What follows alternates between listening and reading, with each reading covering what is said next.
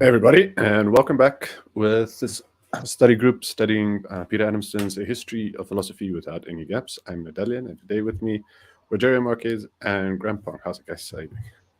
Hey, nice to be here. Doing great. Still trying to work through the implications. Greeks didn't actually have a word for becoming. Tag. Still stuck on that. Yeah. Gonna be for a while. The Buddhists, more or less at the same time, and probably preceding these Greeks that we are studying, they had the concept which was called codependent generation, pratika samupada, which means coming into being emergently by the very nature of the universe, and it's it's clearly lacking in Greek culture. In contrast. Yeah, sorely lacking.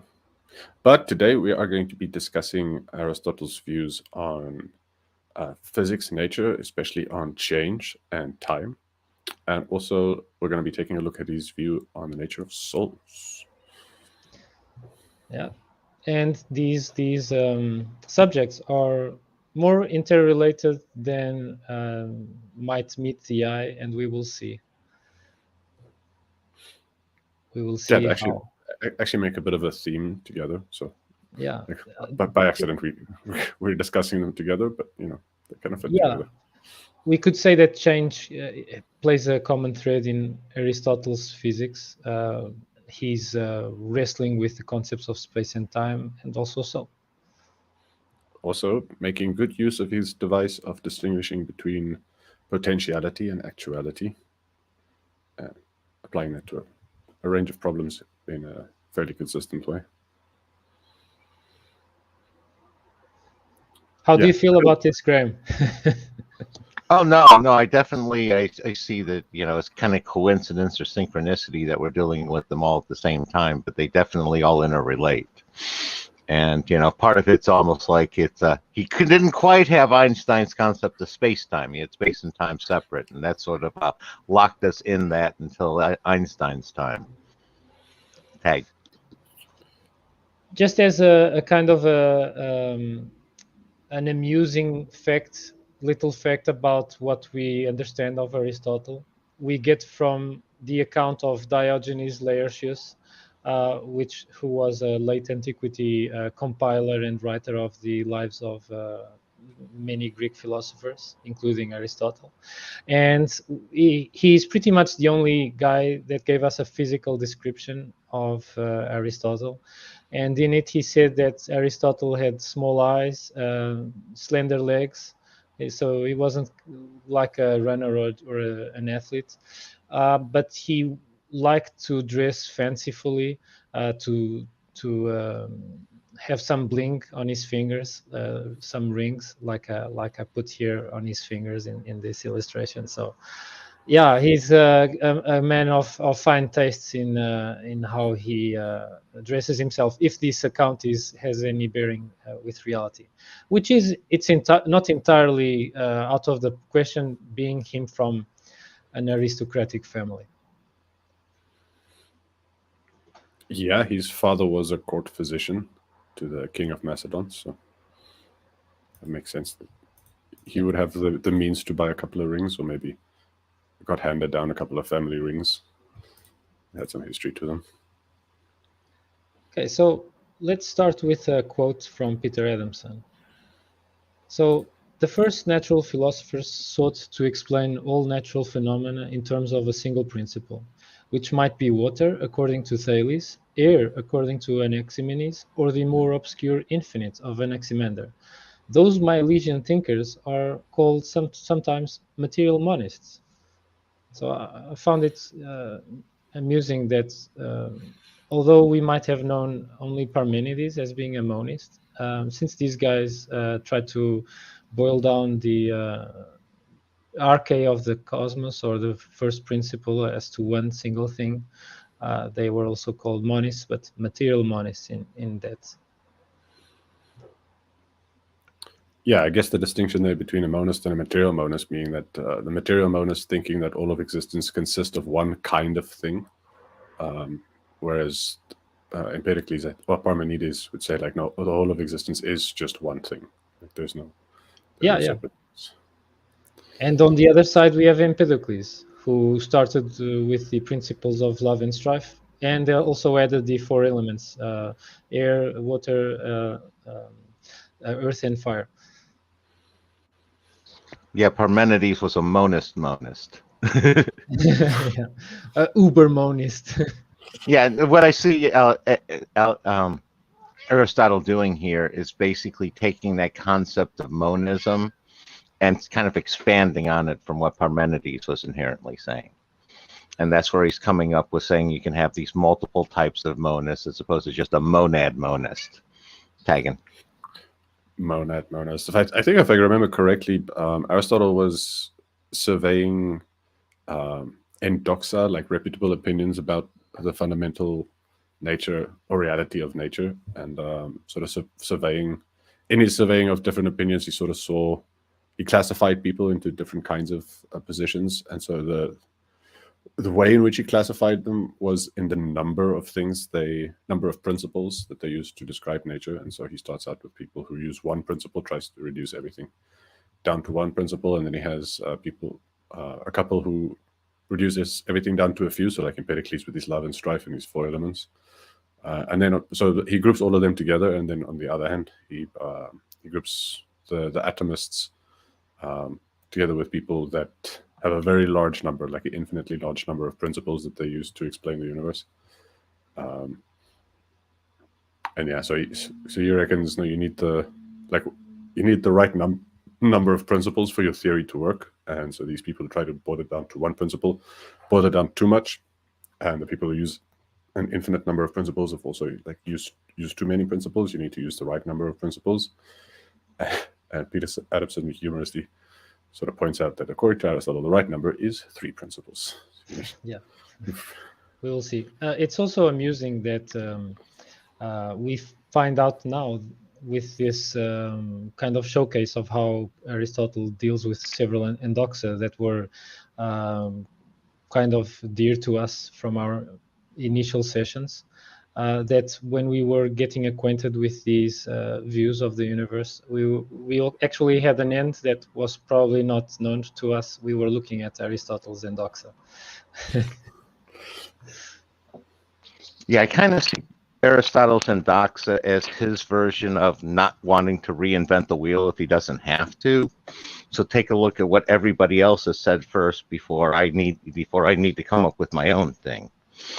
And just throwing back to the description of Aristotle from earlier, I find it kind of interesting juxtaposing that with Plato, who was the physical athlete. You know, he was an Olympic wrestler, or Olympic wrestling champion of all things. And it's the idea of between the two of them is kind of interesting to see that, and also that the one who was the more abstract one was the athlete, and the one who's much more realistic is the one who's much more refined. Tag. Yeah, and Aristotle supposedly, in terms of his physical body, he was arguably less robust than Plato, a bit more frail built to him. So maybe Plato, in his life experience, experienced the full range of physicality, and he was kind of just, he was done with it. And in his philosophical endeavors, he wanted something different. While Aristotle went on the other trajectory. This is just my viewpoint or conjecture what might have gone on with them. Yeah, this is wild speculation. Yeah.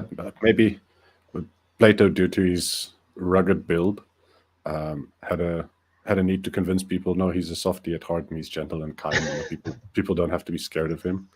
And with Aristotle's sort of more delicate figure and delicate appearance, he had to convince people, no, he's really tough, like tough-minded, Yeah. even if delicate physically. Also, since we are starting, good vocabulary from ancient Greece is in order. We have handed down to us, as if the fire of Prometheus from Peter Adamson. He gives us some cultural enrichment. So physis or physis is the ancient Greek word for nature, or that is widely used today, physics. Dunamis, which is very related with the word dynamic. It's for, in the Aristotelian lexicon, means potentiality, and then we have either enteleke or energeia. I'm not so sure if Aristotle used the two interchangeably, though Peter Adamson maybe infers that, meaning actuality. And thus we are trying to study nature, and Aristotle recurringly uses potentiality versus actuality in studying nature. And maybe we could also see the three principles, since we've mentioned them. You guys up for it, or if you want to comment the words? Yeah, I got a little distracted. I kind of remembered something Graham said at the end of our last study group about Artelos. And I remembered, oh yeah, I still wanted to go grab notes about the purpose of the study group. And what reminded me of that is we were talking about Aristotle and his Indoxa and having a starting point, like trying not to reinvent the wheel if he doesn't have to. And I kind of think we're in a slightly different position than Aristotle in that there's just way more reputable opinions going around than were going around in his day. So it's like no longer feasible to sort of survey all of human thought up to our time. And so we're kind of, I think, kind of busy doing something that's about as close as we can get to what he did, is sort of studying seriously a highly condensed summary of all of the Indoxa in the form of this history of philosophy without any gaps. So for us, like Peter Adamson has done this enormous amount of work, and it's not just him. Like he's inheritor of a tradition of history of historians of philosophy. So he gets a lot from them as well. He's not the first person to do it. There have been many histories of philosophy written, and sort of getting an overview of reputable opinions by philosophers throughout the world, throughout the ages, and quite a useful starting point for figuring out our own opinions about things in the world. Similarly to Aristotle, we need not agree with everything. We would be driven mad if we agreed with everything, because the damn people contradict each other, and sometimes they contradict themselves. So kind of forced to enter into dialectic with the tradition and wrestle with it. Inevitably make mistakes ourselves, just the way like everyone else before us also made mistakes. Yeah, we just need to hope that we're making new original mistakes rather than repeating them. Tag. Yeah, there is wisdom to those words, and it kind of strikes me that Aristotle is in some way a kind of a philosophical scavenger or a philosophical opportunist. So people nowadays discuss whether T-Rex was entirely a scavenger or entirely a killer. And Aristotle might be something in the middle, like probably T-Rex as well. He probably tried to create something original when he could, but many times he rather start from something that was at least a good starting point or a viable starting point, even if not entirely fleshed out, or probably wrong in some respects. And he besides that, he gained the benefit of probably practicing his dialectic by making these different viewpoints wrestle with each other, and himself wrestle with these viewpoints, which to my mind is an added bonus and something that perhaps we are all experiencing during these sessions as well.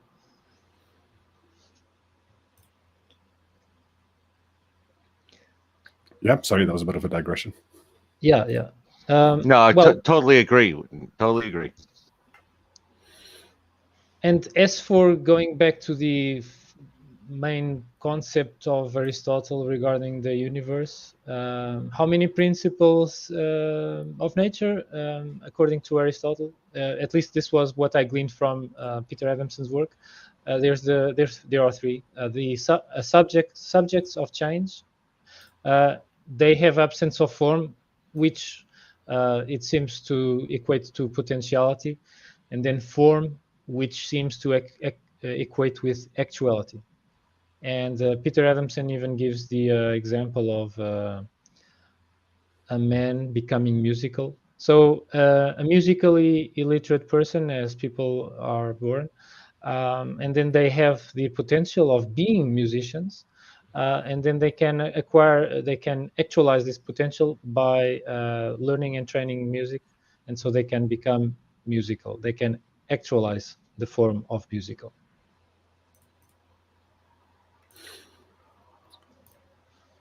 Yeah, Aristotle puts this distinction between actuality and potentiality to lots of uses.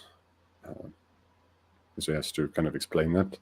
And part of what he's doing, I think, is overcoming some of the paradoxes of change being impossible introduced by Parmenides, where Parmenides said, well, for things to be able to change, they have to go from not existing to existing, and like you can't, that's nonsensical. You can't have something from absolutely nothing. And so change seems to be impossible. And Aristotle says, like, no, hang on, like for something to change, it doesn't have to come into existence from nothing. It could just it could be changing from potentiality into actuality, which seems less paradoxical than what Parmenides had. So yeah, Maybe introducing this use of potentiality and actuality to sort of dispel some of the paradoxes introduced by his predecessors. maybe he smashed Parmenides with Anaximander's seeds, everything in everything, and also with the atomist's stick.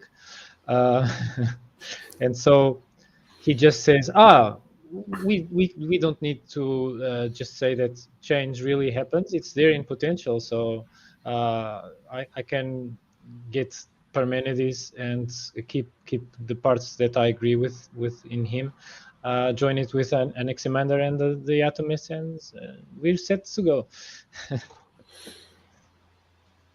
Yeah, I was going to say, one of the things that jumps out at me here is it seems like Aristotle either he has to equate the form with the subject, and the subject is simply a type of form, or he's adding a fourth fundamental object with the form themselves. And if he ends up equating the form with the subject, then he's going to be violating Plato's principle of the forms are changeless, because now he's introducing the idea of a form that changes. And the other one, go ahead. No, it's fine. Sorry, I thought you were finished. Carry on. No, I'm finished with that concept. I have a second one. I'll get back to the other one. Let's discuss this one first. All right. Yeah, I wanted to ask if we could maybe go back one slide. I think absence of form and presence of form. So those are his three principles. So there's so like form isn't a fourth thing. Like form is split in between 2 and 3. So but the way it's split into 2 and 3 is kind of like you need both the form and its negation and its absence in order to talk of a subject changing.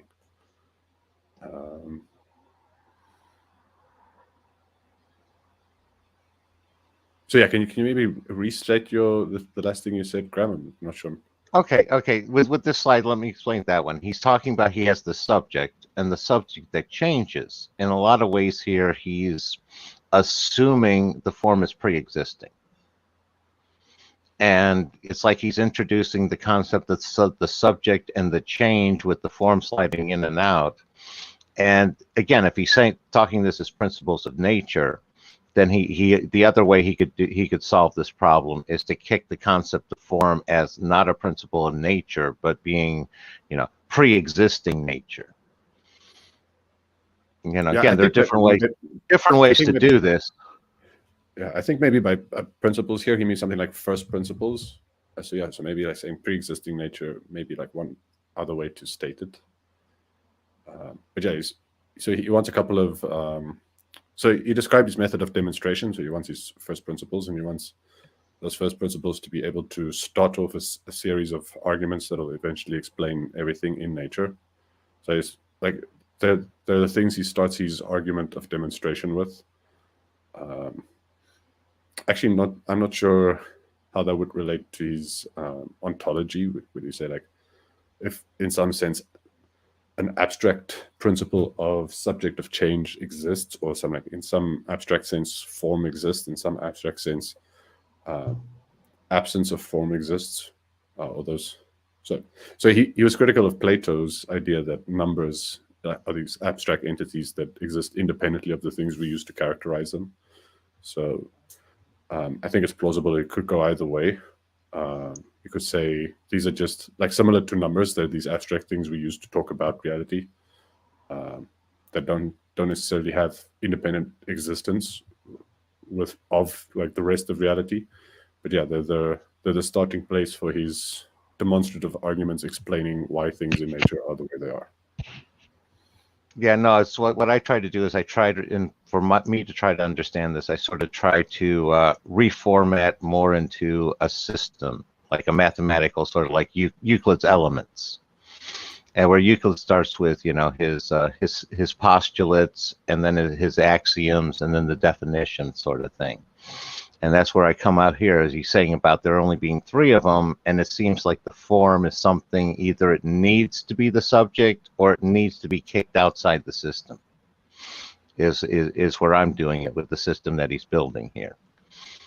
And I guess this kind of ties into, because I was going to say, if you're done with that one, I can go on to my second point. Any other comments? Tag. Go ahead.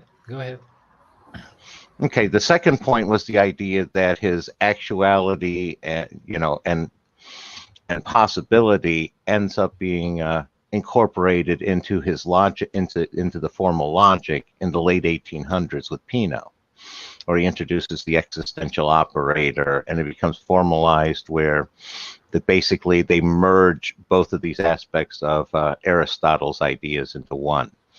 Actuality and potentiality become part of his logic. Going to tag on that. Yeah, that's really interesting. Thanks for that.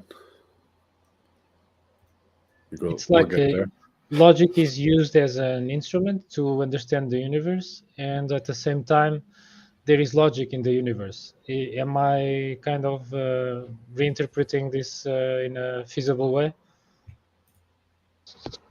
Right. I was going to say that was before that. Logic was entirely before Peano in the late 1800s. Logic was entirely like an abstract thing, and that's where they were trying to relate how it would apply to the world.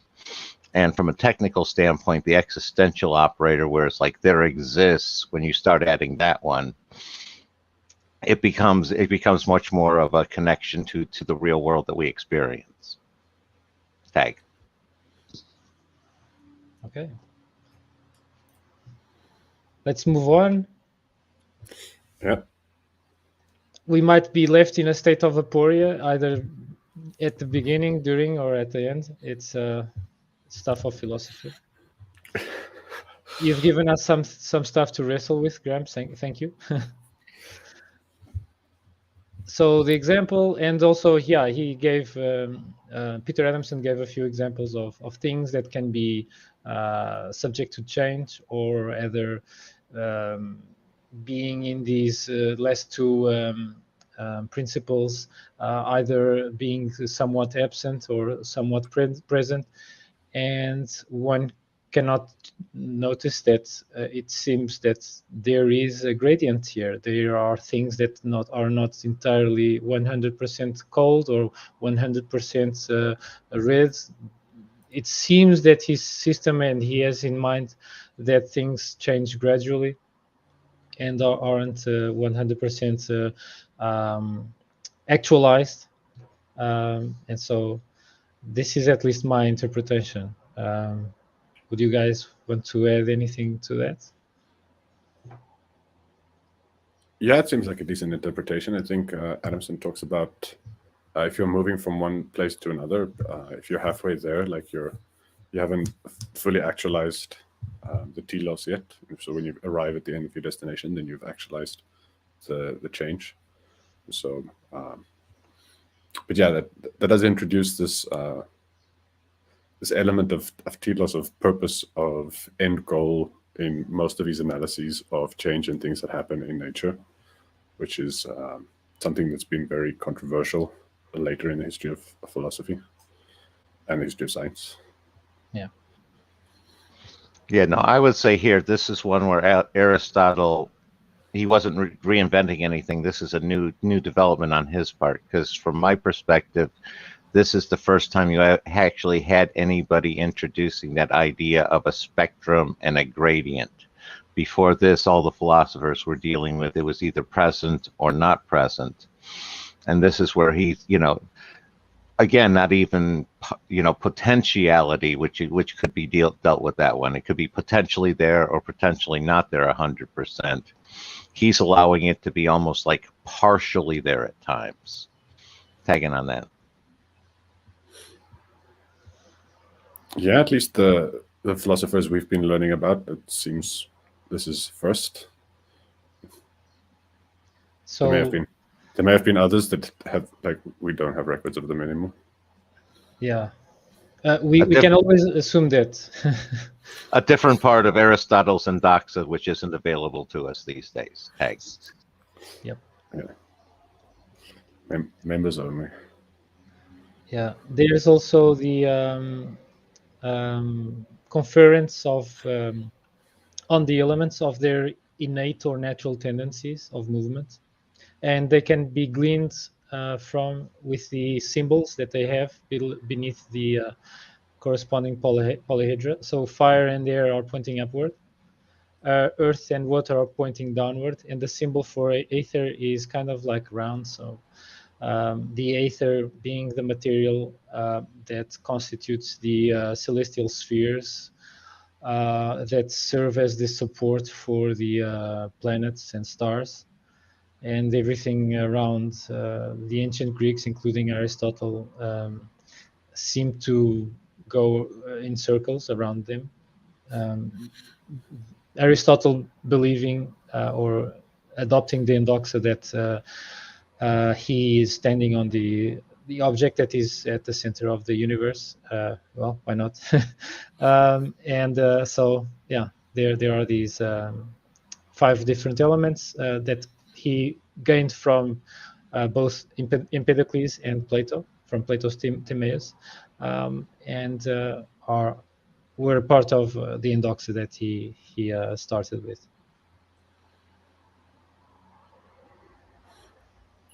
I was going to say definitely. And again, when you're as important as Aristotle, where else would you be but in the very center of the universe? Tag. Yeah. Peter Adamson also gave an example. Oh, go ahead. Go ahead. No, I was just saying, yeah, we got nothing much to add to that. Thanks. The example Peter Adamson gave, Aristotle being naive to Newtonian gravity, he really thought that it was innate in objects like rocks to have, that are part of mostly the earth element, to have an innate tendency to fall toward the center of the universe.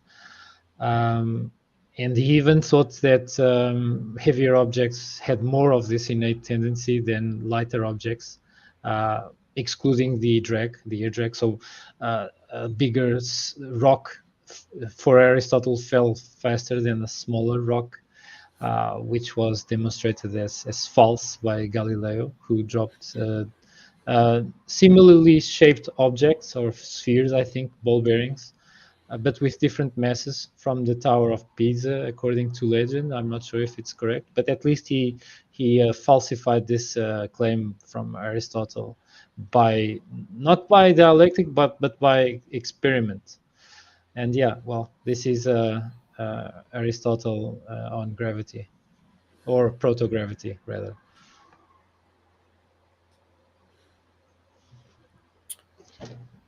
Yeah, Go ahead, Valiant. I think we'll get to it, but your comment about Aristotle not being conversant in Newtonian mechanics, he was also, it didn't have either the earlier benefit of analytical geometry, or for that matter with algebra, which was required to marry with geometry before you can get analytical geometry.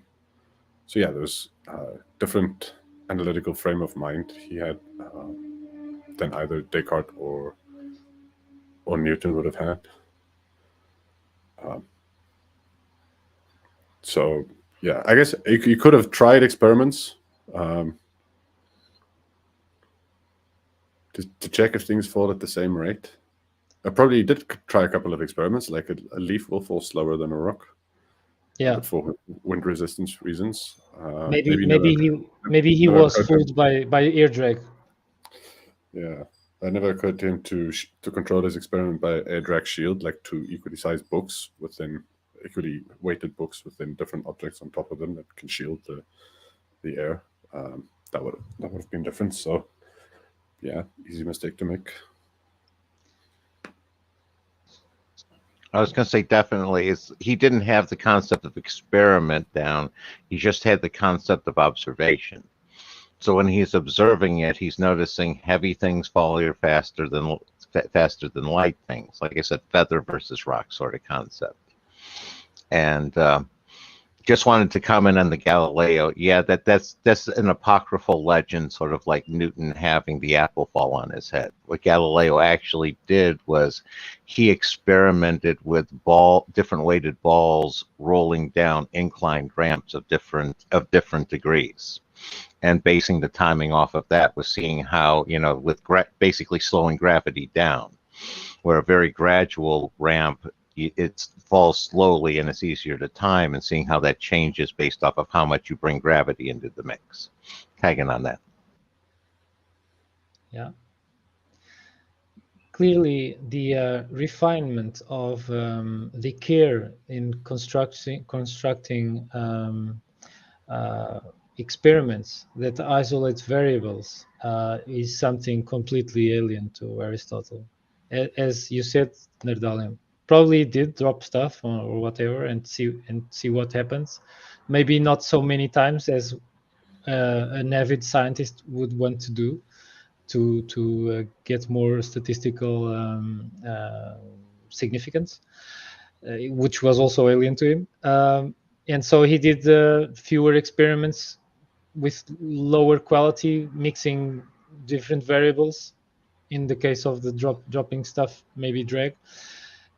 And so the 1500 years of using Aristotle as a dogma was not the right thing to do with a guy like Aristotle. That's actually, he, although wasn't refined at experimentalism, he at least was critical of previous opinions of the Endoxa. So that was maybe his strength. He was kind of weak experimentally, but he was dialectically kind of strong, which isn't surprising, him being a student of Plato. Yeah, I may be a little off here, but I think the notion of statistical significance was even foreign to Einstein by the time he was publishing General Relativity. So, like, faulting Aristotle for not knowing about statistical significance is a bit harsh on the dude. Yeah. We can just say it wasn't part of his Endoxa and be done with it. Yeah. It was not. So now we have a change of subjects from natural philosophy to the discussion on time and space. And in the interlude, we have here an illustration that I managed to get from Midjourney that does some nice quality illustrations. Very interesting lighting and whatnot. Thanks to a friend of mine that has a subscription, a really nice guy called Mood. He produced this one. So this was my attempt at representing Aristotle teaching Alexander of Macedon during his early teens, so starting at 13 years old. And he only managed to have 3 short years, in contrast to the 20 years that he himself had with Plato. And so, yeah, he did what he could with the time that he had. Yeah, Midjourney makes beautiful images. Yeah, no, the interesting historical one is they really didn't have books yet, but Yeah, exactly. All of the tries, all of the tries have had books. these AIs, they don't go to scrolls unless we try really, really hard. Yeah. They aren't very keen at drawing these scrolls that we can open and see that they can roll from one side to the other, which, although they weren't binded books, they were books in their own practical way. Yeah, I was going to say to them, why would anybody, to the AI, why would anybody use a scroll tag? Yeah. So time and space, let's go. Time and space. Aristotle on time and space. This was a kind of a mind-numbing thing for me. I always assumed that counting and measurement were more or less synonyms, and so when Peter Adamson's guest Richard Sorabji claimed that no, number is different. Counting is different than measuring, because measuring is a special form of counting, because it involves the special case of in the case of time and space, measuring equally distant intervals, while counting for instance a movement, I'm imagining now, for a movement that is not always at the same speed, the time intervals and space intervals will vary because of the speed varying, and so the number that we will get from it will not consist of equally spaced out intervals. Yeah. So I have a bit of background in some of the fundamental theory underlying psychometrics, and psychometrics is a philosophically controversial or contentious area, because it's not all that obvious that what psychometricians do amounts to something like measuring minds. And anyway, there are lots of interesting philosophical questions that can be asked and have been asked, and some people have gone into a lot of detail to sort of specify different kinds of measurements. So like the word measurement actually can define a range of practices, and they don't all have the same mathematical properties or philosophical assumptions underneath them. So just a very basic one that maybe lots of people, if they had an introduction to statistics, would know about this, even if not all of the complexities underneath it, is the idea of different scales of measurement. So there's a nominal scale of measurement that would involve just assigning a label to something or categorizing something in a fixed number of categories into one of a fixed number of categories. Then there's ordinal measurement, which would just rank order things in some order that would happen. And I think what Sorabji means by counting then would be that kind of ordinal measurement. And then interval measurement is when you have measurements where it makes sense to talk about equally spaced differences between things. So that would be what Sorabji calls measurement. But then there's like an even stricter form of measurement where not only do you have equal distances, you have a notion of absolute zero, so that you can meaningfully talk about ratios, so a ratio scale of measurement. So I've heard that before. I didn't know that Aristotle made a distinction between something like ordinal measurement and interval measurement. So that was quite interesting. But the whole discussion of by them about whether Aristotle thought time exists independently of observers or whether it doesn't exist independently of observers is like a really interesting thing to try to get the specifics right on. We had a bit of a discussion about that earlier.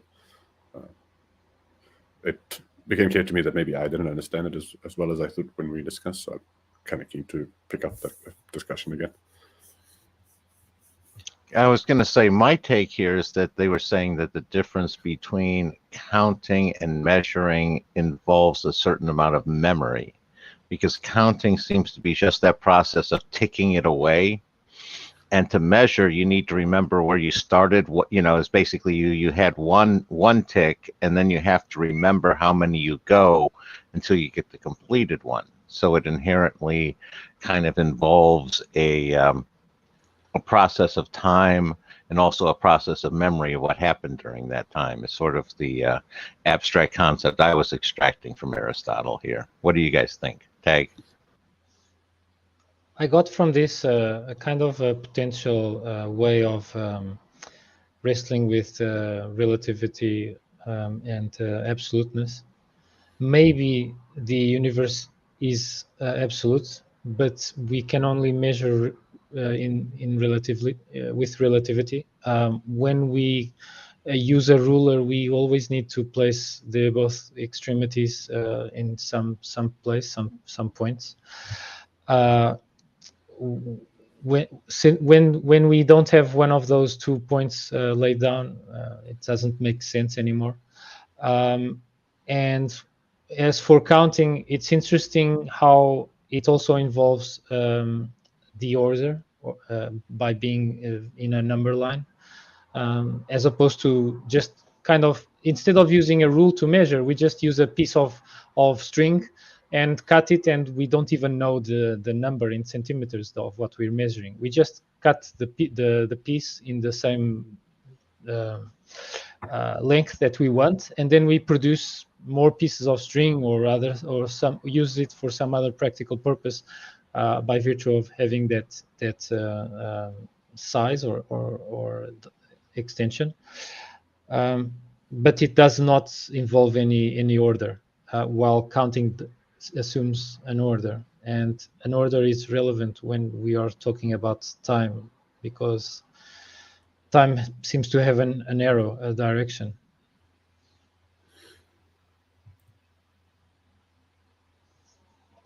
I would say definitely one of the aspects that I also pick up there, and on the other side, is Aristotle almost presages some of the discussions in quantum physics, where he's basically, saying that without an observer, time doesn't exist. And with quantum physics, where it's the observer that defines, the particle or how things happen, and tagging on that. Yeah, and like with quantum mechanics, I think it's important to get clear what sort of is meant by observer here. And I think in Aristotle's case, it means something that can enumerate. Me and Jerry were talking about this earlier. It's not clear to me, or I think to anyone else, I tried to Google around to find it, whether Aristotle would require consciousness for enumeration. So I think based on what Aristotle wrote, it's plausible to guess he might take either opinion on whether a digital clock running by itself would be enumerating time. And we don't usually take that as to be a kind of observer, but just the digital seconds counting away and giving a number to whatever time it is. I think it's plausible to count it, to say that, Aristotle would say that would be enumerating time.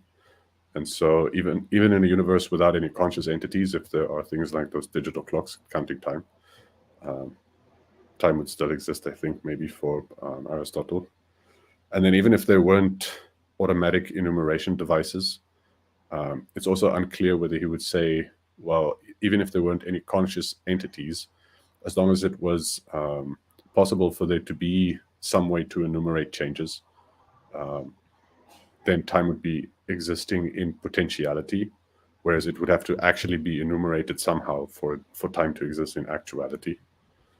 So you probably use that distinction between actuality and potentiality. But I think this is like his notion of enumeration is very important to think about his philosophy of mathematics and the existence of things like numbers. I don't think he takes numbers to exist independently of the thing that's being enumerated. And he would say there's something that exists before, like a mathematician or whatever comes along, or a technician, and does the measuring or does the enumeration. There's the potential to be enumerated, and so in that sense, there's a potential that exists. So if there are 5 giraffes before anyone comes around to count them, there are potentially 5 giraffes. But then when someone actually counts the 5 giraffes, then there are actually 5 giraffes. Or there is an opportunity to count 5 giraffes, but not necessarily an ability to count them. Yeah, so Rabji introduces that to try to illustrate where he thinks Aristotle made some mistakes. But so that's a distinction not in Aristotle. He actually faults Aristotle for not distinguishing between opportunities and abilities, which I guess for him would be a sub-analysis of different kinds of potentiality. Yeah. So I think he's saying Aristotle equivocated over different kinds of potential. Maybe it adds to the insult that Aristotle was so big on potentiality and actuality, and he did not successfully distinguish opportunity from ability. Yeah, I mean, Sorabji is a eminent Aristotelian scholar, so he would know better than I do. Yeah. But yeah, he reckons. Actually, mind you, it was also a short interview with him, so I might have wanted to ask him if I understood him correctly. But he seems to have said in that interview, this would be episode 41 of the series. It seemed to me like he was saying like Aristotle was equivocating different kinds of potentiality and making some conceptual errors because of that equivocation, and the errors become easier to see when you distinguish between abilities and opportunities. No, definitely. I was going to say the only other thing that I was thinking there is I kept thinking in your example of counting giraffes, and I was thinking about one guy going one day and counting 4 thin giraffes to 1 fat giraffe, and then guy coming the next day and seeing 5 thin giraffes and a baby giraffe. And just thinking how Aristotle would wrestle with that one, tagging on that. Yeah, it is. I don't know what Aristotle would make of that. Yeah, go ahead, Roger. I tend to think that maybe, if not all, maybe most of mathematics is metaphysical in nature. At least that's what I'm kind of drawn to interpret from the relationship between mathematics and the universe. And so, yeah, it might be the best interpretation to look at the universe as potentially something that can be sorted out and interpreted and examined and etc.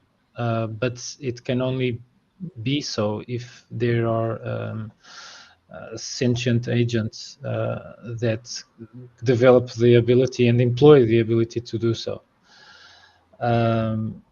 And Aristotle, with the example that they gave, they used the example of a mosquito that is deadly because it can transmit a parasite that causes malaria. And since there are animals that can contract malaria, that renders the mosquito as a lethal agent. While if suddenly all animals started to became all immune to malaria, we could no longer say that the mosquito is lethal with a straight face, because when we describe the lethality of the mosquito, we are both describing a characteristic of the mosquito and of their victims. In other words, it also has to do with the relationship between the mosquito and the victims. And while Aristotle would go okay with the mosquito, he would fail with the counting of things. I think that's what I was understanding from their conversation. So he was right in some examples, but in other examples he was not. Yeah, so I think that they were talking about the difference between lethality and countability. And yeah, Aristotle was also more than 2,000 years too early to have included in his Indoxa at Georg Cantor's notion of countability, where something can be put into a one-to-one relation with a set of integers. So that's something that can be automated, like without any consciousness involved. So yeah, if honestly, I feel a little perplexed with this whole notion of time. One thing I do get a sense of from Aristotle and his view of time, that time is not a fundamental thing that exists independently of like just things that change. So there are things that change, and then there's the practice of enumerating how many changes have occurred, and we get time out of this enumeration of how many things have changed. So there's no there's no system clock for the universe. There's just a universe of things that change, and we get measures of time, or we get time by measuring or counting numbers of changes. Yeah. But then we could kind of provide a counter argument to your argument by saying, in our perspective, the solar system and the movement of its components is kind of like the primal clock that we are basing all other clocks that we built from sundials and others to map onto, basically, because that's where the practicality of measuring time comes in. We want to track the movement of the sun and the moon and etc.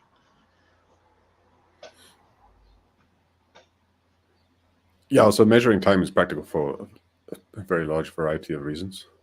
And especially having coordinated clocks, also very useful for very many reasons. But yeah, I think that there's one quote where Aristotle says if there was only one thing that changed, there would be nothing to perceive the change, and so therefore there would be no change, which doesn't seem to suggest that there would have to be a perception of change. But I'm not sure.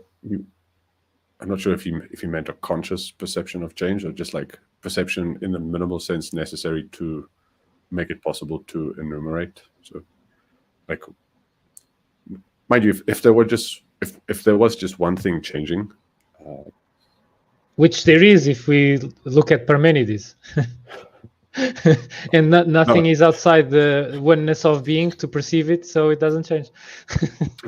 There's just one thing, but also Parmenides reckoned change is impossible. So the idea that the one thing is changing is an illusion. It's not really changing. Yeah, so that's the closest. I asked GPT for quotes where Aristotle says, like if there were no minds in the universe, there would be no change. That's the closest thing. And all the other quotes, there are many quotes of him, just says that relates changing or time, relates time to counting. So it has to be enumerable, it has to be countable for there to be time. And then lots of people take him to be like, well, for it to be countable, there has to be a conscious entity doing the counting, but he never says that. And it's not clear whether you think something could be counted unconsciously, the way, like, say, a mechanical counting device might count a thing. You could have a ticker or whatever that's just entirely mechanical and unconscious. Whether he would consider that accounting, I don't know. Or our what's it called? Circadian rhythm biological circuits. They are mostly unconscious or entirely unconscious. Yeah. Yeah. So feel free to further break our minds, Graham, or something. Sorry about that. No, I see what Aristotle's wrestling with here is the trying to put into words, because you have change that's happening in nature. He's trying to put that within his system, and you're trying to use that in words. And the other aspect that I'm getting out of this is, again, he's presaging Einstein to a certain extent with time is relative to the observer, and there's no universal time.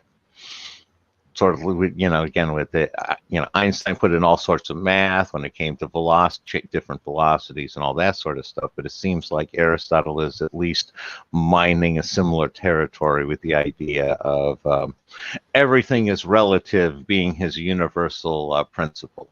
Okay. Yeah. Then we also have Aristotle's attempt to define time, which is kind of quaint. Can we go? Sure. So, can before and after be distinguished without defining time with circular logic? And Peter Adamson and Sorabji describe how Aristotle was trying to avoid describing time without using circular logic. And well, he ended up using circular logic to describe time anyway, but it's not such a stupid circle as they were saying. By trying to claim that when there's movement, there is priority in the movement somehow. That's at least what I was understanding. Yeah, I think so too. I thought maybe Aristotle meant priority in terms of telos. So things have a preferred direction that they're moving into. So they have changes that are going in a direction, and the closer they get to that, that has priority as the end of the change. So you have a starting point that's further away from the end, and then you have the end that's the preferred place. And so time is so that's how you get kind of before and after. But yeah, I think Sorabji says like that priority, you can't really establish in any way independent of time. So you like go back to defining time in terms of time of before and after in terms of time.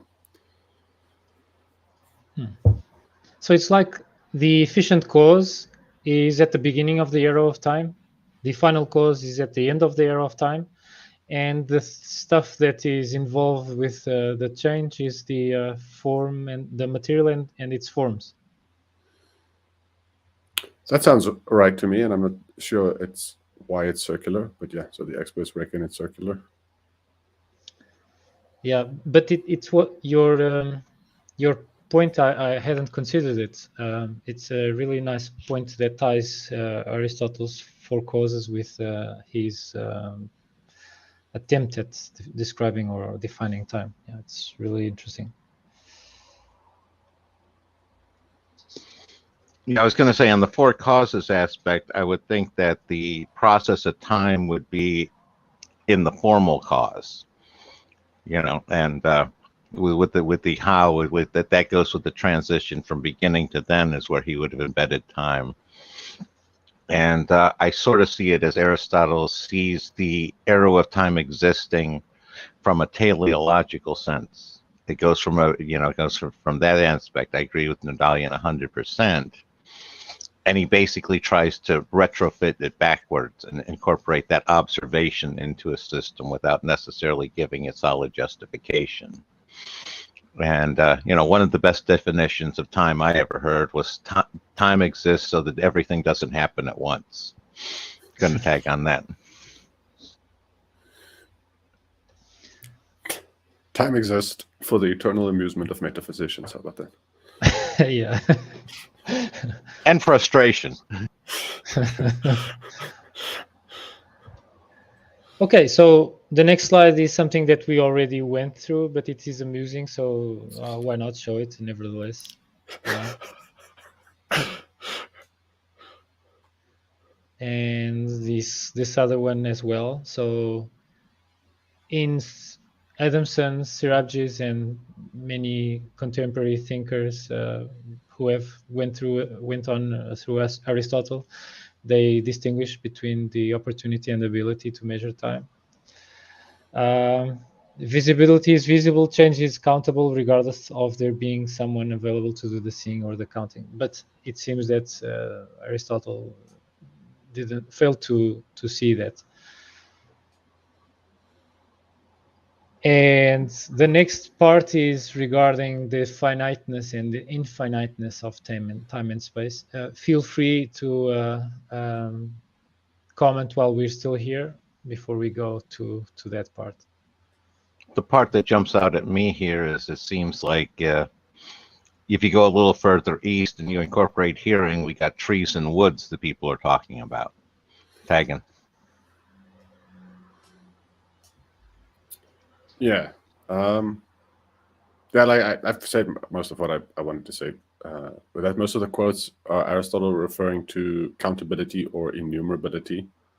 And what Aristotle thought the relation was between countability and enumerability and perception, and like whether there are things with minds like people required, or whether devices that don't have minds in any kind of the same way that people have minds would require. Oh, like another thing I haven't said on screen yet is Aristotle didn't use the word mind; he used the word soul, and like soul has like he used the word soul in a very different way than we use the word mind.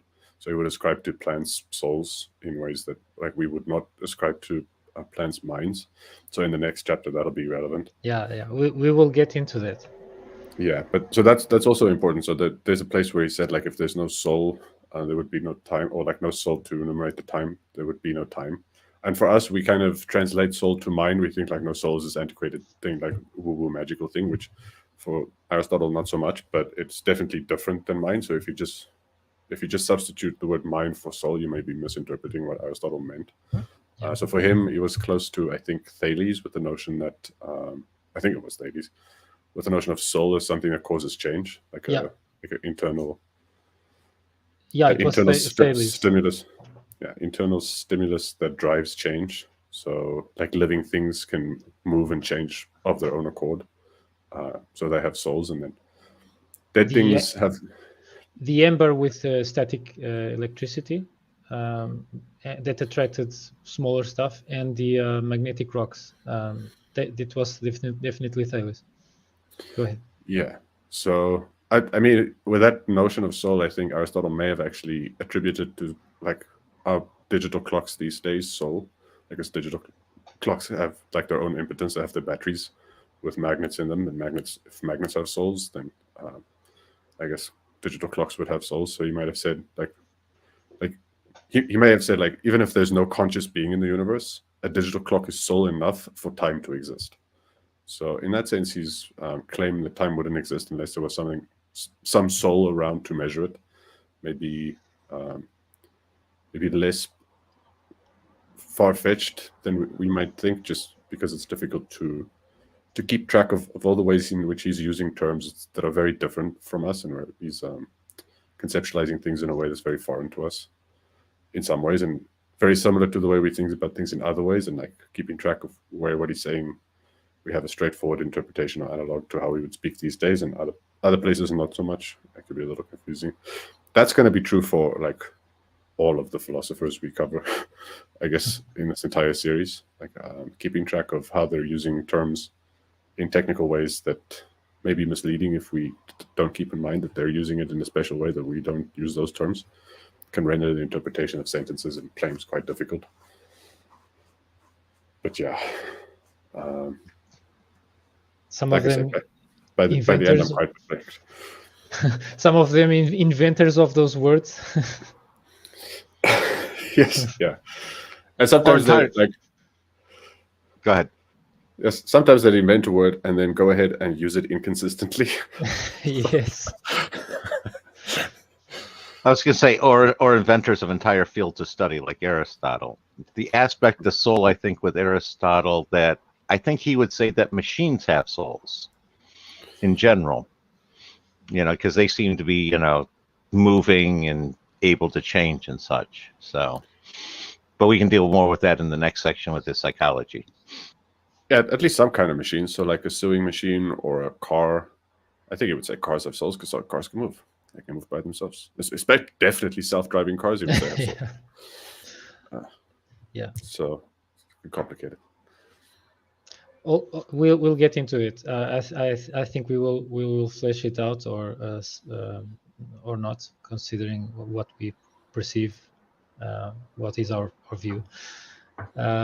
So regarding the finiteness of these two subjects, is time finite or infinite? Aristotle seems, at least according to our two conversants, to say that time is infinite because a supposed first motion would need a prior motion. A first motion is nonsensical, infinite recursion, basically. But he, according to other sources on Aristotle that I've listened to, Aristotle seems to kind of tickle the fancy of these scholastics that were really engaged in wanting a kind of first cause, a divine first cause, that Aristotle would either postulate that either it's like this that I just said, there could be no first cause, or if there is a first cause, it is super uber special in that it is primarily unmoved. Do you guys know anything about this? Yeah. I think it's called like Aristotle's prime mover or something like that, primal cause or something. Yeah, I've this is something that's always been something I can't get a resolution to. Like it really does seem to make sense to say that. Well, assume there was a first cause that would have had to had some cause before it, or like assume there was a first motion. Something would have had to put that in motion. That other thing that put it in motion would have had to be moving. So you have a motion prior to your first motion. Hence, you have a contradiction. But that requires the assumption that every motion necessarily requires a prior motion, which may not be correct. Either way, like you say, like, well, no, it's possible for motions to come into existence without prior motions.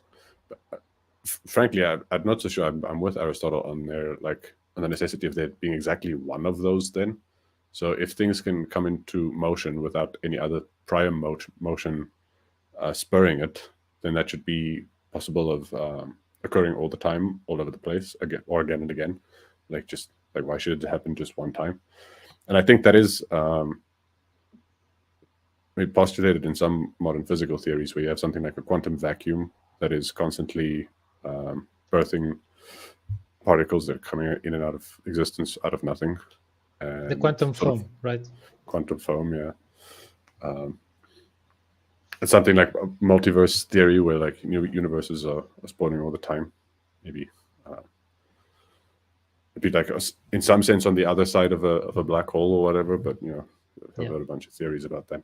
Those kinds of things are kind of fun to think about because they kind of break my brain, but also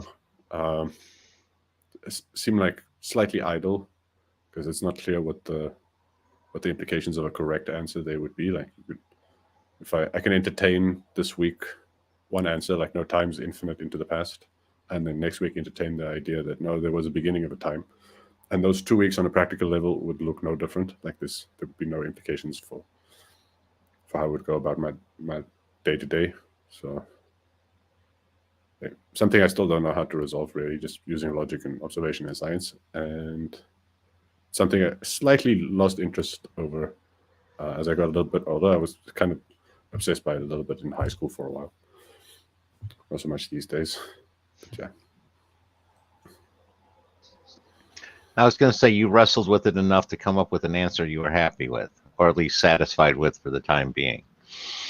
An aspect here is like, from a technical standpoint, you know the natural numbers are infinite, but it starts with 1. You have a first number with 1, and it's still an infinity. So it's almost like, again, just trying to project backwards from modern day to Aristotle. It seems like he's looking for an uncountable infinity, and that's what he's wrestling with here, because it's clear that a countable infinity can exist, like he's describing. Tag.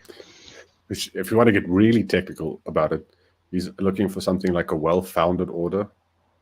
But saying, so if he says like time is infinite in both directions, he's saying time is not a well-founded order. There's no smallest element in the set of times.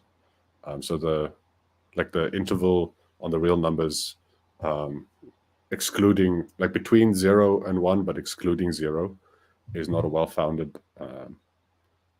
order, or that doesn't have a well-founded less-than relation, because you can go as infinitesimally close to 0 as you want, but 0 is not in the set, so you can go even closer, and there's no smallest. And yeah, so the set of all integers, including the negative integers, also don't have the smallest ones. You can go all the way to negative infinity, or the I don't know.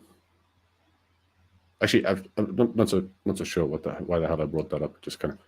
But again, the number line, isn't it possibly metaphysical in nature? And we have way more freedom with our conceptualizations of metaphysics.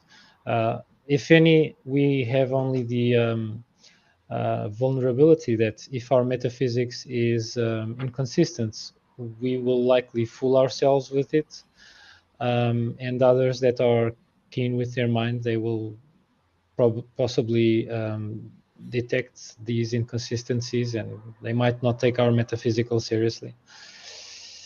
But we have no idea how such a metaphysics that involves an infinite number line would map onto the actual universe.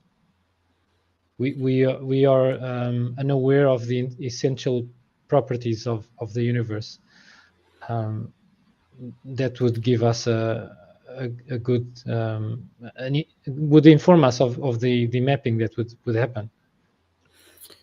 Yeah, so something I've wrestled with a little bit that I haven't really heard anyone talk about much is that, like, in most cases, the problem of induction is presented forward-looking, so like with regards to predicting the future.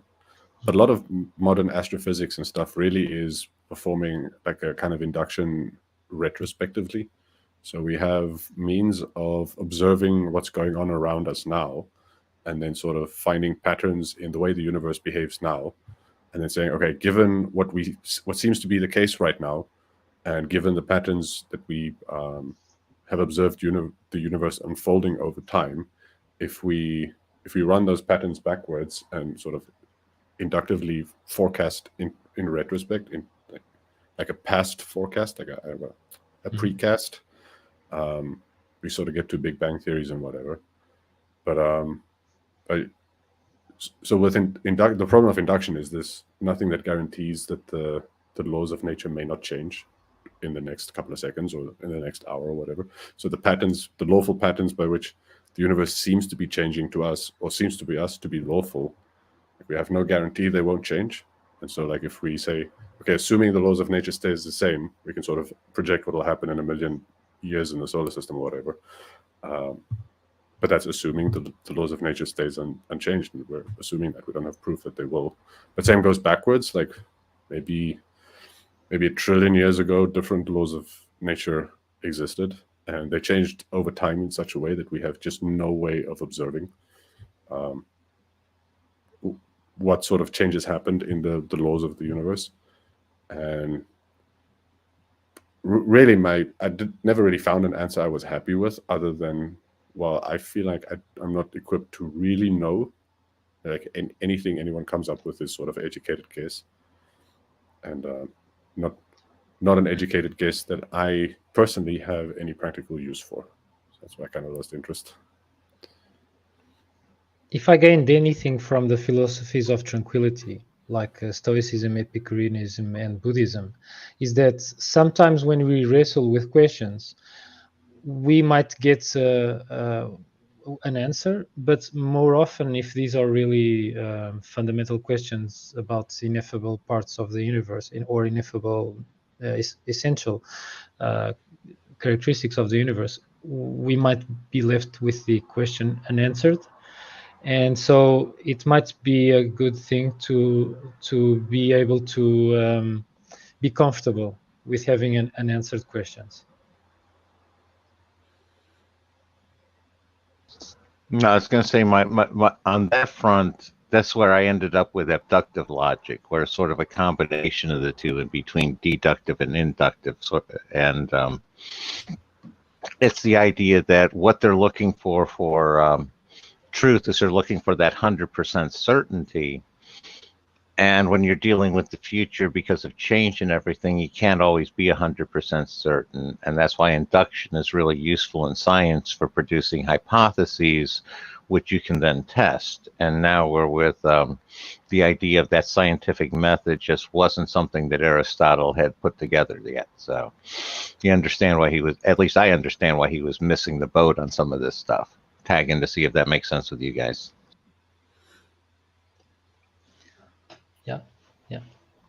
Yeah, maybe a last point on his idea of space. So he had this notion of like Earth in the middle, and then being concentric circles with heavenly bodies circling the Earth. And he had this notion that there's an outermost circle beyond which it doesn't really make sense to talk about space, because space is where things could potentially be, and those circles define where things could potentially be. So in potentiality, nothing could go beyond the outer circle, and so it just doesn't.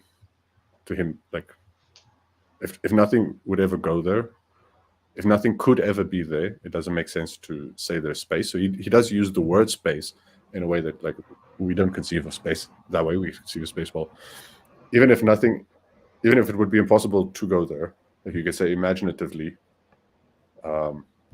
maybe there's still space. So like we can conceive of space that it's impossible to reach for practical reasons or for other reasons, but there's still being space. We would just say, like, well, if it's impossible to reach, it doesn't make any sense to call it space.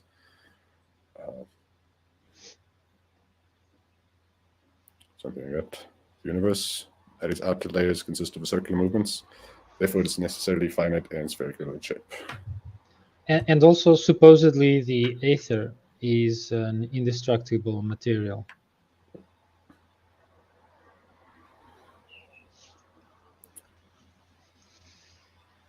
Well, wouldn't all the basic materials be indestructible? Was ether especially indestructible? Indestructible in the sense that they don't come into existence or go out of existence. They're just the building blocks out of which take different forms. So that was Sure. But I think that while water and earth and fire and air can be converted into each other, I think aether stands apart. Well, this is at least what I think. I'm not sure. Aether seems to be a special thing. Go ahead, Graham. I was going to say, applying backwards from our standpoint, it's almost like the ether is like the quantum foam. And it's the substrate within all the other stuff. It happens. And, you know, when he's talking about the idea of destruction and whether it can be destroyed or not, he's basically saying that change can't produce destruction, because it's changing the form and it can't be there. And now we're at the sort of the idea that matter and energy can't be created or destroyed, just changed from one to the other. And we're looking again back 20th century physics. Tagging. Also, Aristotle struck me as a kind of a fixist thinker, because he supposedly stated that living species are eternal, which ties into how he supposedly views the universe at large, also eternal. And so, he kind of just threw out the Empedoclean and Anaximandrian views of evolution of species that, you know, didn't yet have the bits and pieces, essential bits and pieces from Darwin much later on. Yeah, not much more to say about that. He sort of one thing I remember from the talk with Sorabji is it Empedocles who thought that animals can, like a population of animals can have a mutation that might stick around if it's advantageous. Aristotle used this notion of chance to say that, like, what chances are by definition out of the ordinary, or coincidences are by definition out of the ordinary. So to say, by coincidence, the ordinary could just change, like you could have a new ordinary, doesn't make any sense. I think something like that was the argument going. That's what I just said. Like, what Darwin had that Empedocles didn't have was the notion that the change may initially be quite extraordinary, confined to one individual or a small number of individuals, and then subsequently spread because it's advantageous, or only time becoming the new norm. And that may have been a lot more difficult for Aristotle to throw out. But so Aristotle had only very rudimentary notions of natural selection and evolution around, so it was easy to kind of criticize them. They were flawed. And dismiss them entirely. Yeah, I was going to, those two aspects, it's definitely Aristotle would be a very big fan of the creationists out there. He's definitely agreeing with them with the that sort of aspect. And what I see that he was really missing was the idea of fitness to the environment. and because you don't necessarily need it in one individual in the population, because a species has a trait spread across the species, and it's the change of environment which is going to select which aspects of the species is going to survive, because they have the traits that are fit for the new environment, and the parts that die are the ones that aren't fit for the new environment. And again, it's a slightly different process than that favorable mutation in a single individual. It's sort of like the ones with thicker coats, when the weather changes to a much colder situation like an ice age, those are the ones that are going to survive, and then the species is going to shift and have much longer, thicker coats. Hagen. To build on that, it's like the current day neo-Darwinist metaphysics or model of how biology works through big periods of time. Really necessitates several pillars, otherwise it won't stand, and it can be kind of easy to dismiss and criticize if there isn't a strong relationship explained between mutation and also a reasonable account of mutation, which is mutation just doesn't happen all at the same time, like Empedocles claimed. And also its interrelationship with how the individuals and species themselves interact with their environments, with this feature of fitness.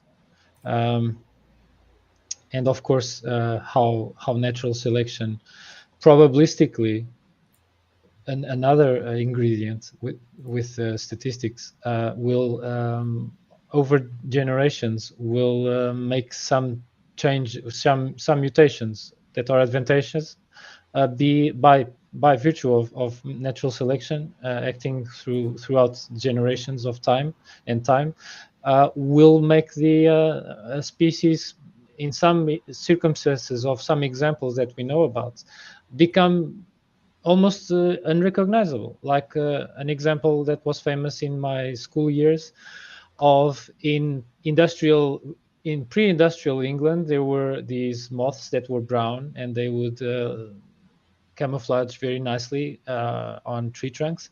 And after the Industrial Revolution, or after the pollution, these trees became charred or grayed out because of the pollution. And then these moths or butterflies or whatever, they had one of these individuals had a mutation that produced a lighter tone of a butterfly that was advantageous and started to spread more descendants tendentially, and have descendants that were more viable tendentially. And so after a few generations, there were only these lighter colored moths. And so this is a fleshing out of what Aristotle was dealing with after Darwin, and so many others that contributed to this. But I'll shut up because this is way beyond Aristotle. Yeah, I'm sitting and just sort of looking again. I think right after talking about species that never change, there's some things that never change. Adamson makes the point that just these things, like these truths that stay eternally the same, are necessary truths. And they have a bit of a discussion about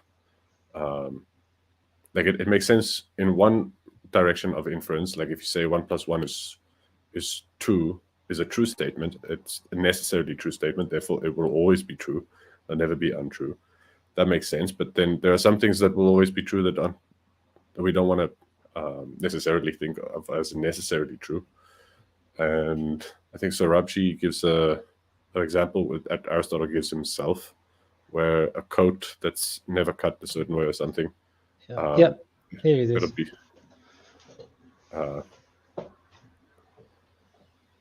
so this notion is not necessary that. Go ahead.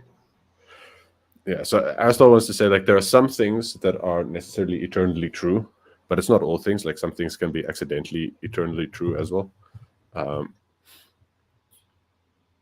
Or maybe we should talk about that a little bit. The actual thing I wanted to talk about was the example of the monkey typewriters, because Sorabji thinks Aristotle makes a mistake, that people these days also make a mistake, and then he uses the monkey typewriter theorem as an example of the mistake that people make.